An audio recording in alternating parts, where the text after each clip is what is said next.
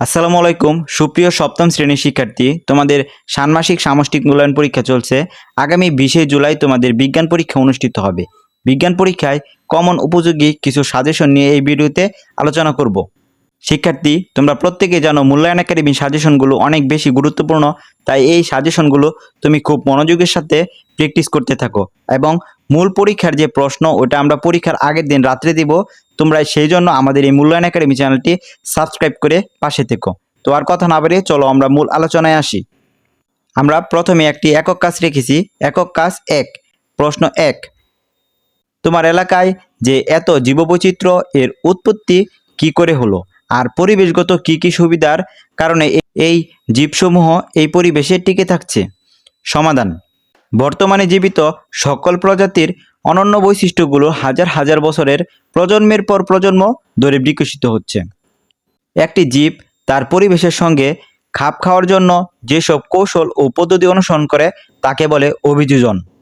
আমাদের এলাকায় জীববৈচিত্র্য হাজার হাজার বছরের প্রজন্মের পর প্রজন্মে অভিযোজন প্রক্রিয়ায় উৎপত্তি হয়েছে। পৃথিবীর সমস্ত প্রজাতি বেঁচে থাকার জন্য এবং সেগুলোর বাস্তুতন্ত্রের ভারসাম্য বজায় রাখার জন্য একসঙ্গে কাজ করে।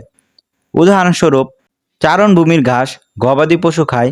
গবাদি পশু যে মলত্যাগ করে তা সার তৈরি করে, যা মাটিতে পুষ্টি ফেরত দেয়, যা আবার ঘাস জন্মাতে সাহায্য করে।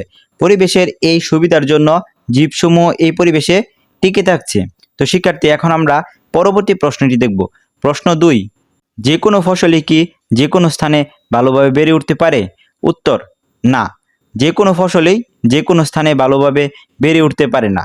একটি নির্দিষ্ট ফসল তার উপযোগী একটি নির্দিষ্ট পরিবেশে এবং নির্দিষ্ট জলবায়ুতে ভালোভাবে বেড়ে উঠতে পারে। এখন আমরা একক কাজ 2 নিয়ে আলোচনা করব। একক কাজ 2, প্রশ্ন 1, পাকা ধানের পরিচর্যা কিভাবে করতে হয়?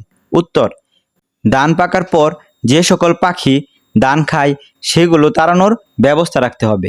প্রশ্ন 2, নতুন প্রজাতির জীবের উদ্ভব কিভাবে ঘটে? উত্তর: বিবর্তন ও অভিযোজনের ফলে নতুন প্রজাতির জীবের উদ্ভব হয়। তো সুপ্রিয় শিক্ষার্থী, এখন আমরা একক কাজ 3 দেখব। প্রশ্ন 1, জমিতে ইউরিয়া সার ধাপে ধাপে বা উপরি প্রয়োগ করা হয় কেন?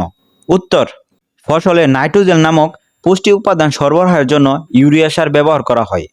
জমিতে ইউরিয়া সার প্রয়োগ করা হলে বিভিন্ন উপায়ে এই সারের অপচয় ঘটে, ফলে মাটিতে স্থায়ী হয় না। তাই ফসলের চাহিদা পূরণের জন্য প্রয়োজন মাফিক ধাপে ধাপে এই সার প্রয়োগ করতে হয়।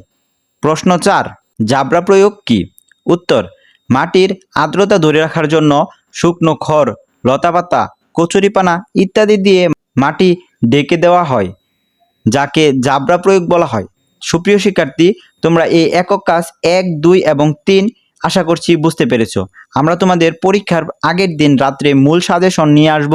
সেই সাজেশনটি পড়লে তোমাদের 100% পরীক্ষায় কমন পড়ে যাবে। আর মূল্যায়ন একাডেমির এইসব সাজেশন থেকেও মূল প্রশ্নে অনেক কিছু কমন পড়ে। তাই তোমরা এই কাজগুলো খুব মনোযোগ সহকারে করতে থাকো। পরবর্তী ভিডিও দেখার আমন্ত্রণ জানিয়ে আজ এই পর্যন্তই। আল্লাহ হাফেজ।